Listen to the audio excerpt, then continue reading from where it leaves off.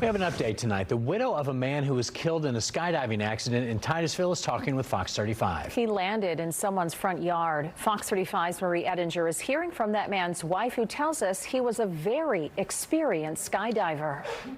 What stood out in hearing about Fred Morello's life is how he approached every single thing with passion. He was all or nothing, and he was kind, people told me. His family says they want to pay that forward. Frederick and Donna Morello met over 40 years ago. He was working as a police officer in a suburb of Cleveland and knew some of her relatives. Decided to have a party so that they could introduce him to me. So I was 19 and he was 28. And I was mesmerized. Later, Fred went to Georgetown and opened up his own civil law practice in Daytona. We had 2 beautiful children. He was an amazing husband, great father, and just a great guy to know. Fred was an avid exerciser, yoga, hiking, and a thrill seeker, but the type that wears a helmet, always focused on safety. That's the way Fred did everything. He did everything right, or he didn't do it at all. His family says when he first started skydiving, they did get nervous. But after 20 years and 6,000 jumps, they just stopped worrying about it.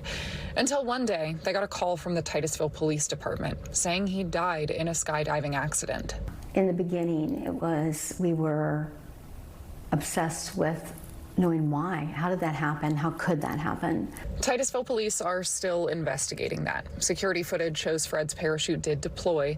His family has chosen to give up on wondering and try to stay positive. He passed away doing what he loved more than anything in life. Donna says it's been a joy hearing so many people come forward and tell stories about her husband, neighbors, people he skydived with.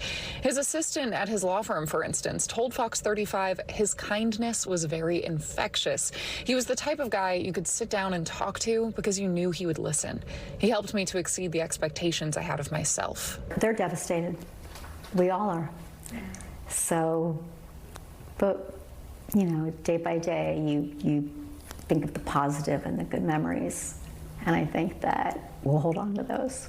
Morello's family is planning a celebration of life. It's at the Skydive Space Center in Titusville, 4 p.m. October 21st. Before that, his son is going to skydive for the very first time and spread his father's ashes in the air as he does so. Marie Edinger, Fox 35 News.